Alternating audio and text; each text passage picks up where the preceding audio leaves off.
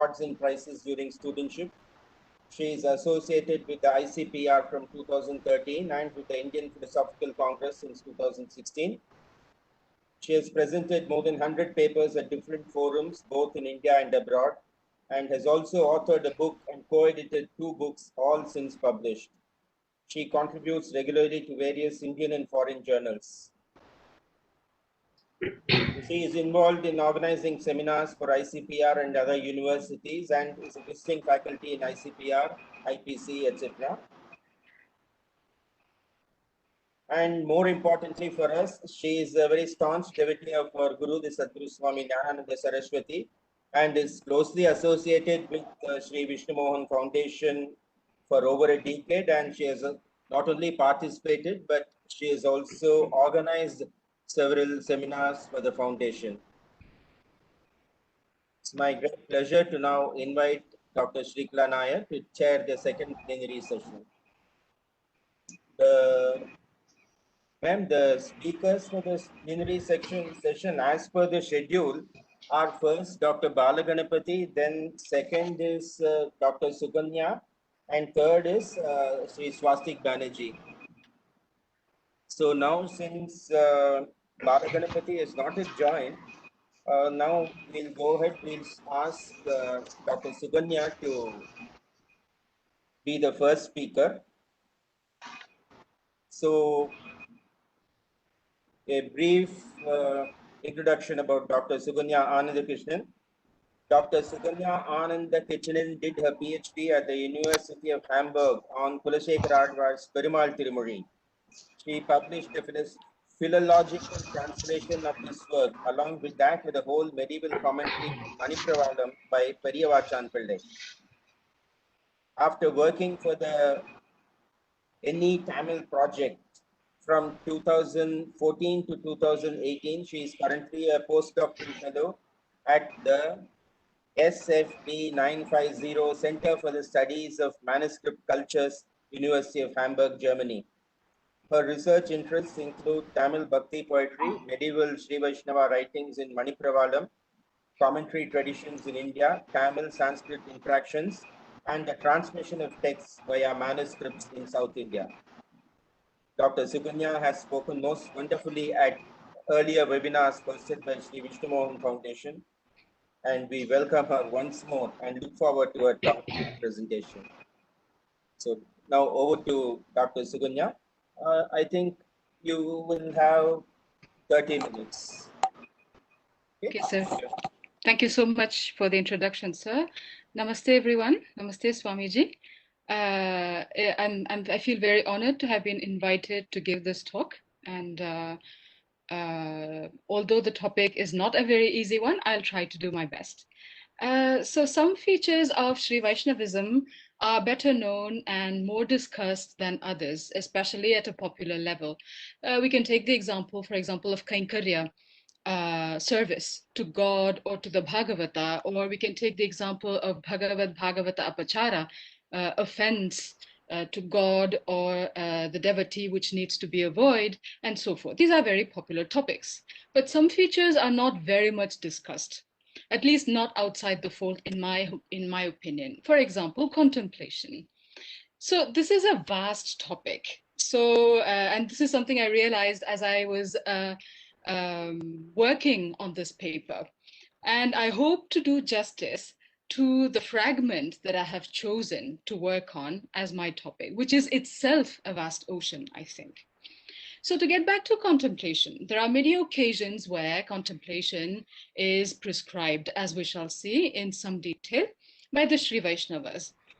As a matter of fact, perpetual divine contemplating is the ideal to achieve, but actually a very tall order. So for those who can't do that, specific times and occasions are prescribed, and also some topics, such as this set of three topics that I have chosen to discuss here, which is, just a second, let me share the PowerPoint, and hopefully it will work. Can you all see the PowerPoint? Excellent. So as you can see here, it is the arcirādigati, akrūrayānam, and tiruvēṅkaṭayātrai. So that is the journey of the soul in the path of light and so forth, arcirādi. And then the second is Akrūra's expedition. And the third is the pilgrimage to the sacred Venkatam. Now, these provide examples of how one ought to contemplate with anticipation for the reaching of God, or rather, how much desire and savor one should savor in anticipation the process of reaching God and his place. And in the process, these three also provide us a topic for everyday contemplation, as we shall see. Now, some questions rise here. So what exactly is contemplation, especially in the Śrīvaiṣṇava context? We heard a talk this morning, which was very, very enlightening. Why is it so important for the Śrīvaiṣṇavas? What is the ultimate end of such a contemplation? Why these topics? Why these journeys? Why are these picked over others? What do they refer to? When did the practice of contemplating upon them begin? And does contemplation bring fruit? And if it does, what are those fruit? And should one ever undertake the act itself of contemplating on these topics for the sake of obtaining a fruit, whatever it may be? So to seek answers to these questions, I will begin by looking at the concept of contemplation in the Śrīvaiṣṇava context. That's the first thing I'll do. And then I'll analyze the three topics separately, if possible, using relevant texts. And then finally, I shall put forth hypotheses concerning this practice. Now to begin, first things first. What is contemplation? That's what the first thought that came into my mind when I was asked to give a talk on this. So the contemplation is, the Oxford English Dictionary says, religious musing, devout meditation. The second definition we can forget for the moment because it's more generalized. It goes outside, I presume, the sphere of religious contemplation, probably even outside the spiritual realm. And the third is the action of viewing as a possibility or as a purpose, taking into account prospect intention. Now, this is very useful. Let's see now. If we focus for the moment on the first definition, we know that this kind of contemplation is a requirement for the Śrīvaiṣṇavas as well. Not that they all know, but it still is. Now, there are many Śrīvaiṣṇava texts that I could quote to illustrate this point, but I have picked one very important text, which is not exactly as well known as the others are, and that is Ramanuja's Nitya Grantham, which is a manual of daily worship. Now, this manual of daily worship, as the name suggests, explains to us how a person, especially a Śrīvaiṣṇava, should proceed in his everyday worship of God. God meaning Narayana. These two are synonymous in this context. So if we take the first example, I'm not going to read everything out.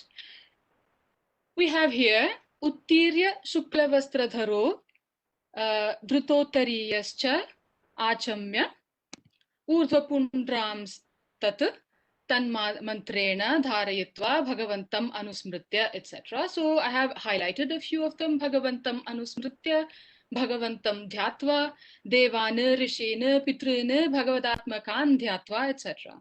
So we can see that the devotee recollects the God, he meditates on the God, he meditates on and propitiates with water the gods, seers, and ancestors, all of whom have the Lord as their self. So this is even before the worship begins. Okay, it begins with the thinking of and the meditating upon the Lord. Now, Ramanuja uses plenty of different terms. We can see here Anusmritya, Dhatva. They all have different nuances, no doubt. But I'm not going to focus on them here. Just we need to remember that many things ought to be happening in the mind as the worship takes place physically, but also verbally, as we shall see in a minute. Now, next quotation that I have here is what a devotee ought to do before the worship begins.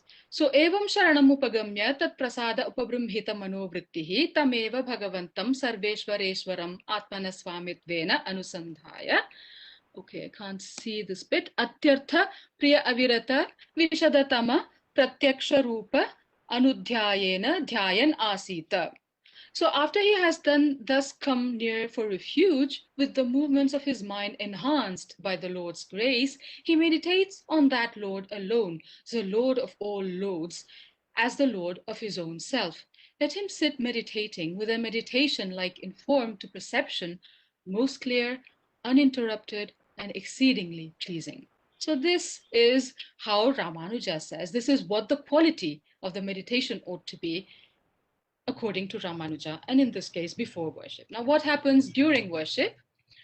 I'm not going to focus too much on this passage, enough to say that, okay, this is again another thing that the devotee ought to keep in mind and meditate upon as he sits in worship. So as you can see, anusandhaya is the word in Sanskrit. He meditates, and then you have the rest. Now, the next quotation I find more interesting, and that's precisely why I'm going to spend a little bit more time here. Kalpite naga bhoge samasinam bhagavantam narayanam Upanishadair Dhyatva. So he meditates on the Lord Narayana, who is seated on the coils of the visualized serpent. His eyes as elongated and adorned with all the necklaces, armlets, and etc. His right leg bent, his left leg forward, his right arm forward and placed on his knee, his left arm placed on the coils of the serpent, as holding the conch and wheel with his two upper hands, as the cause for the creation, preservation, and destruction of all, dark in appearance and shines with the Kaustubha gem, as the supreme pure being, unprecedented and inconceivable, shining, awake, tall, manifest, his body comprised of the 5 powers. He does all this with the 5 Upanishad mantras. So you can see the detailed description of Narayana that gives here. And this is a very important passage, I think, because here, because we need to know that for the Śrīvaiṣṇavas, God is Saguna. He has qualities, and among the qualities are his forms, his adornments, his weapons, etc. So that's why it's so very important to worship him in his, let's say, in his form, in Narayana, who has a form, Divyamangala Vigraha, as they say, in his Divyamangala Vigraha. So we can see here that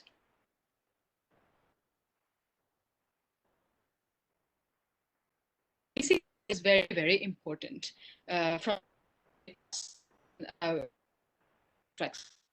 contemplative visualization is therefore very important for the Śrīvaiṣṇavas, as I said more later on. And we can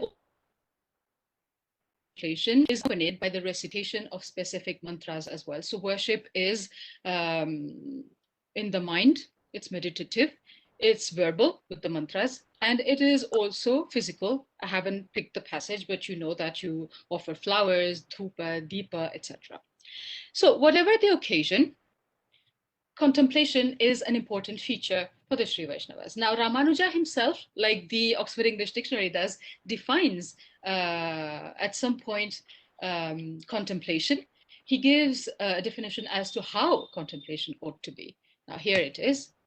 In his Śrībhāṣyam, he says this. Okay, yes. Dhyanancha taila dharavat avichinna smriti santana rupam. So dhyana has the form of uninterrupted stream of remembrance, similar to the stream of flowing oil. So if you let oil flow, the way it flows down uninterruptedly, that's how you're supposed to remember God, he says. Now, I think we have said enough on the topic here. Now we can see that if we go back to the definition of the OED, All this corresponds to the first definition, religious musing, devout meditation. Now, what about the third, which I said was also a very important feature of Śrīvaiṣṇava tradition, or the Śrīvaiṣṇava tradition, the action of viewing as a possibility, etc.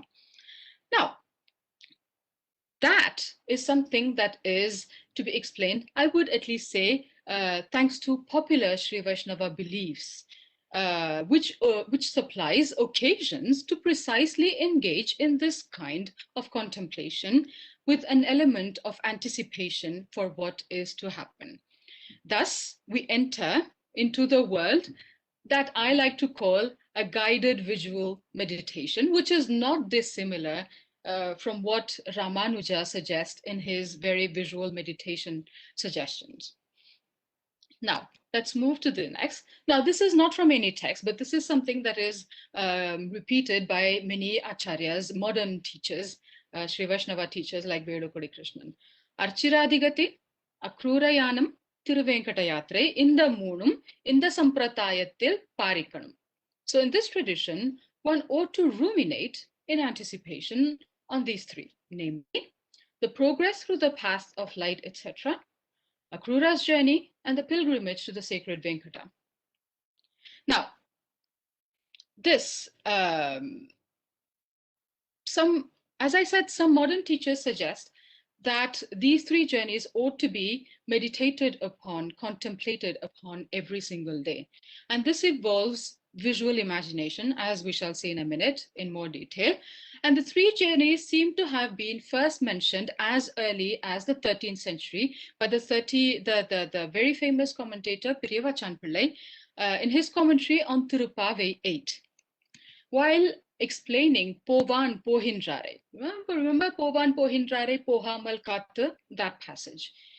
Arcirādigati, akrūrayānam, tiruvēṅkaṭayātrai, inda mūnum, inda sampradayattil parikanum, he says, which means those who go, I mean, that is for Povan Pohindrare, those who go with going itself being the aim. So he glosses that as, like the progress through the path of light, etc., Akrura's journey, and the pilgrimage to the sacred Venkata. So, in the samprata, in the moon, in the sampradaya, parikanam. So, in this sampradaya, in this tradition, all these three ought to be parikanam. I'll explain that in a minute. I like to translate this as ruminated with anticipation. Now, so this, as you can see, it's very early, it's 13th century, but at the same time, this passage does not say anything about meditation. What it does say, what is of essence here, is that it suggests that the journey is worth the undertaking for its own sake, even when the destination is God and his abode. So in a way, the destination of the journey loses its prominence. But we'll come back to that again later. But before we focus on these three journeys, which I really ought to start upon sooner rather than later, let me just have a look at this verb parikanam. This is a very special word. It's existed in Tamil since the Sangam period. It's there in the Kalitoha, etc. But the Śrīvaiṣṇavas tend to use it in a slightly later meaning. So the Madras Tamil lexicon defines it in many different ways. And the most important definitions for us here is what I've highlighted here: to foster, to worship with flowers, to desire, to dwell at length. Any of these could be possible when translating the sentence that I just gave you, but to dwell at length, maybe with desire, maybe with a sense of worship, etc., would be a more complete way to understand this as far as the three journeys are concerned.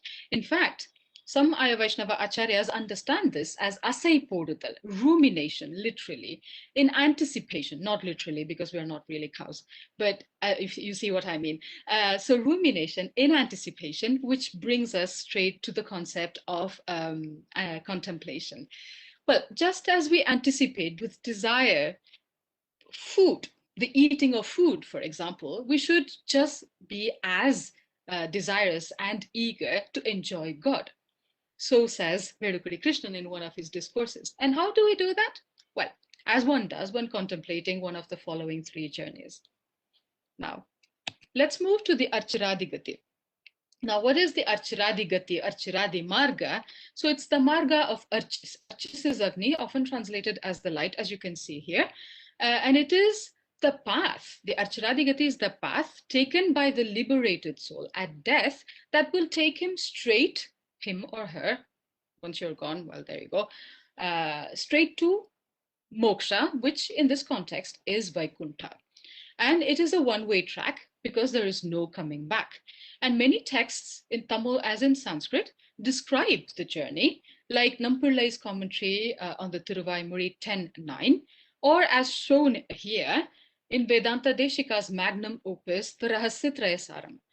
Now, in this work, Vedanta Deshika discusses the three rahasyas, as the title suggests, and the three rahasyas are the three mantras, which are very important for the Śrīvaiṣṇavas. And in the process, he also throws light on the different tenets of Vishishtadvaita. Now, the 21st canto, as you can see here, essentially deals with the arcirādigati, the arcirādi path. The Sanskrit shloka that Vedanta Deshika quotes, and it's very likely that he himself wrote this shloka, goes this way. So fire, archis, daytime, the bright half of the month Shukla Paksha, Uttarayana and the year, thence Vayu, Surya, Chandra, and then lightning, Varuna, Indra, Prajapati or Brahma. Having traversed this path in the order given above, the self crosses the river Viraja, then follows the wonder that defies all description in words. So this sort of summarizes what he's going to say in the whole chapter. And you can see below, actually the work is in Maniprabala with a few verses in Sanskrit and in Tamil. So he goes on, he then, as you can see, goes to the description of the root called Arcirādi, so where he explains at length the whole thing, which we don't need to look at in any detail here. So as you can see here, there is also at some point a part on the entertainment on the way. So when the soul proceeds, there is entertainment for the soul. There are beautiful, as you can see, forests, gardens. There are gods who are receiving them. It's full of light, etc. So I have also a pictorial representation of this path. This is a very old pictorial representation. I don't know how clear it is. With this, you can just see, I will show a bigger, a zoomed in, I'll zoom out here. So just have a look here. So the soul begins here, and then he goes this way. This is the path. And then there's an arrow here. So he goes this way. I don't know if you can see my mouth. He goes, my mouse goes this way, he enters Vaikuntha, he goes this way, goes round the Tirumamani Mandapam where the Lord is enshrined, and then goes round circumambulating, and then enters to exactly where Narayana is sitting with his consorts.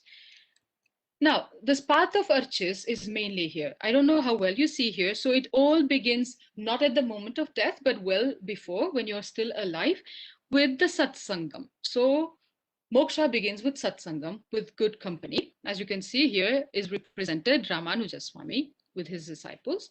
And that leads one to Prapatti, meaning surrender. As you can see, there is Ranganatha and there is the devotee prostrating in front of Ranganatha, sign of Śrīvaiṣṇavagati. And then you see here Dehavasanam, the end of the body, death. And from now onwards begins the journey through the Arcirādi Marga. So you have the Archis Devan here. So the soul is on a little chariot. He's received by the Archis Devan. So every world has its own god. And the soul is superior to these gods because these gods are still samsarins, whereas the Muktatma is a Muktatma. He's not a samsarin anymore. So he is superior. So he is welcomed throughout the path by all these gods. You can see it's Archis Devan, and then you have plenty of devas. You have Vayu Deva, Surya, Chandra, etc. And then he gets to all these words. And the final one is Brahma, and then he gets to Viraja Nadi, and where he gets the Viraja Snanam. And once you go the other side of Viraja, there is no coming back. So, and the Arcirādi Margam continues where he goes and then he's received inside by Apsarases, etc., and other devatas, and he goes to Narayana. So this is the Arcirādi Margam. So the path, as I said, is described as a beautiful one, with the liberated soul being welcomed by, like a prince, with alacrity by the people to whom each of the world belongs. So the mumukshu, meaning the one who desires moksha, ought to contemplate with eager anticipation this final journey through that path every day. So basically, a mumukshu, meaning a Śrīvaiṣṇava, ought to be a mumukshu. So if he or she is a proper Śrīvaiṣṇava, so every day he or she ought to contemplate on death and what happens after death every single day, as I said. So of course, the destination ought to be the highest purushartha. Here the destination is Vaikuntha, and Narayana himself is its liberation.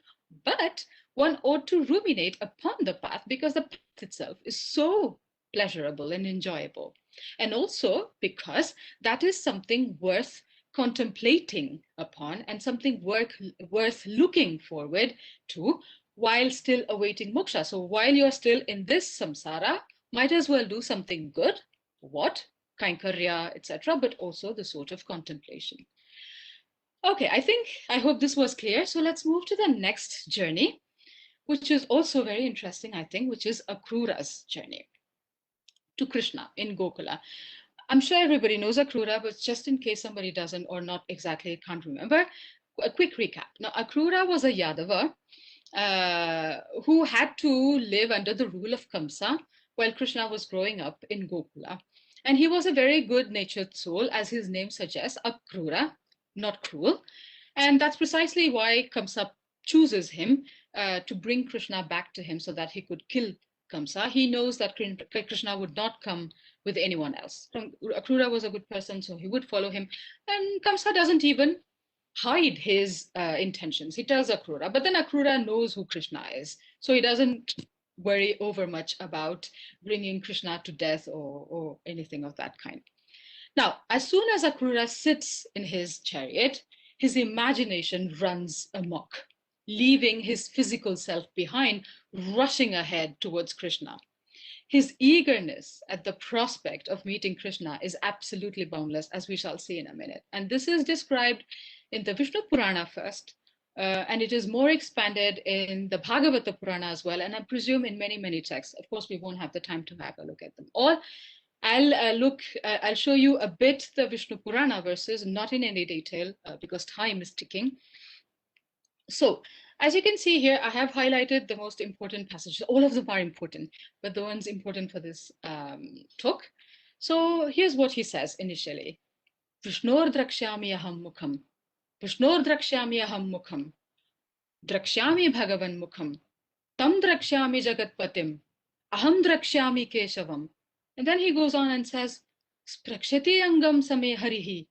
Savakshati maya saha.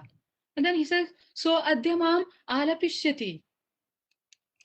So as you can see, he is very, very excited about seeing Krishna. So he says, I shall see the countenance of Vishnu. I shall behold that lotus-eyed aspect of Vishnu. I shall today behold the glory of glories, etc. He goes on and on about how excited he's going to see Krishna. And then, I don't know if you can see my cursor here. So you have that Hari will this day touch my body. So it's about touch. It's another sense organ that's going to be stimulated by this prospect of meeting Krishna. And then he goes on and says, the soul of all, what does he say? He who is all, etc., will converse with me. He, the unborn, will this day speak to me. He's so happy because there's going to be not just a visual thing. He's not just going to see him, but also interact with Krishna. And then he said, that Ananta will this day call me Akrūra. He will call me by his name. He is so very excited. You can see that his senses are all engaged, which becomes a lot more clearer in the Bhagavata Purana. Although his senses are engaged, although they're still in the realm of imagination because they're still in the mind. And they are in a state of high alert and totally engaged in the contemplation of Krishna, whom he hasn't even set his eyes upon, even once before. Now, this is the Bhagavata Purana. Unfortunately, no time to read the verses. So I'm going to skip the verses. As you can see, there are so many of them.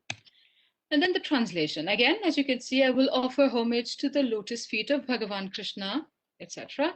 And then the next verse, I will see the lotus feet of Hari. He is more focused first on the feet, and then he moves to the verse in the verse 9, I will surely see the face of Hari. Mukunda. Sorry, it's they even say now if you go to the temple, you have to focus in a meditative way on the feet, and then go upwards, watch upwards all the way up to the face. So there you go. That's what he's doing. And then verse 9, he says there will be the opportunity of seeing Vishnu, etc. And then if we go on, he goes on again about today I will actually see Krishna. He can't believe his luck. And then, oops, sorry, it shouldn't go that way. Yes, here, verse 16. The Lord will also surely place his own lotus hand on my head as I lay prostrate at the soles of his feet. Again, the physical touch. And again, it goes on. Again, he will say, okay, Achyuta will not adopt a hostile attitude towards me. And later on, he also speaks of an embrace. So it goes from Krishna placing his hand on his head, goes on to the embrace. So that's 20, verse 20, with his two mighty arms, he will embrace me as a best friend. So you can imagine, his imagination is really running riot there.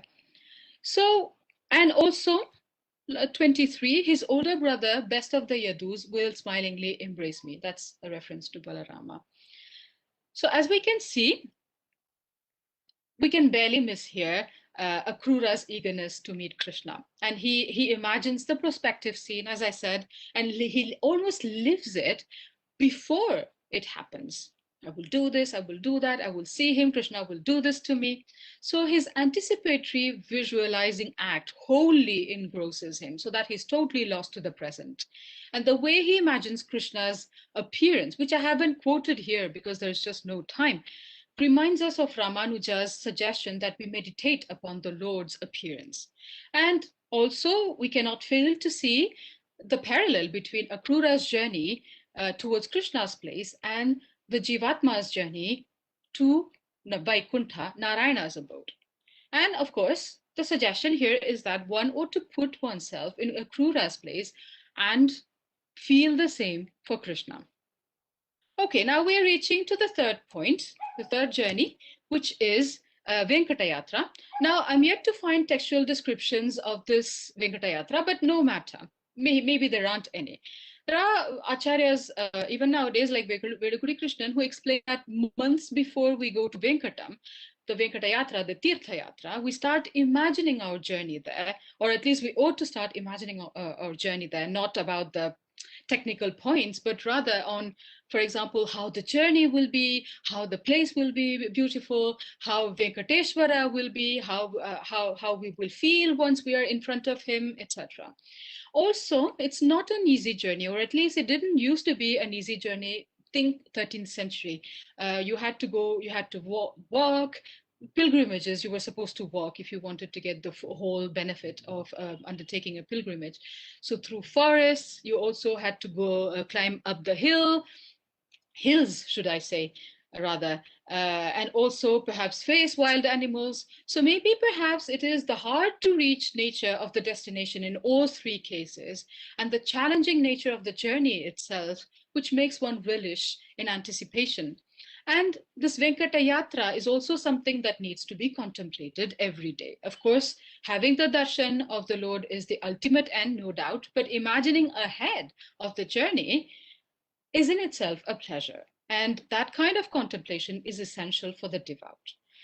Now, to conclude, now, traditionally, all three of these journeys, the experiencing, this anticipating, this contemplating of the three experiences are considered to be equal. Povan Pohindrare, to come back to this bit, we saw that Pirivachan Pillai says these three journeys ought to be performed just for the sake of performing the journeys, not even thinking of the destination. So I was wondering whether we can actually use this in this case also, in the sense that we ought to meditate upon God for the sake of meditating upon God and not because we want something out of it, or at least not. Maybe that's what Pirivachan Pillai thinks, even though he wasn't thinking of meditation in this particular context, or at least he doesn't say so.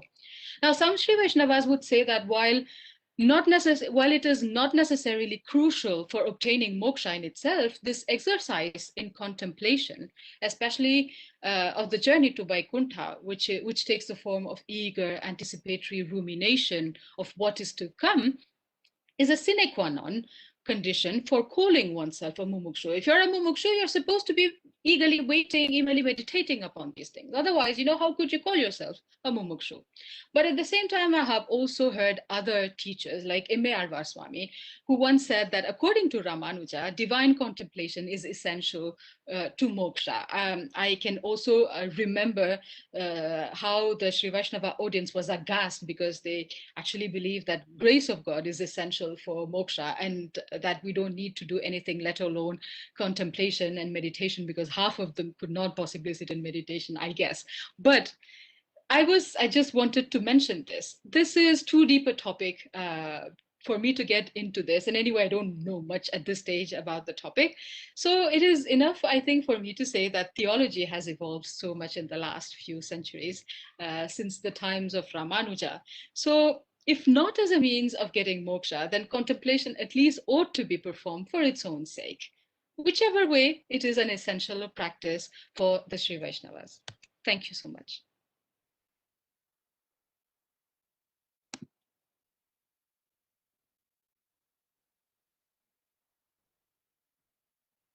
Thank you, ma'am, for the very interesting presentation, giving the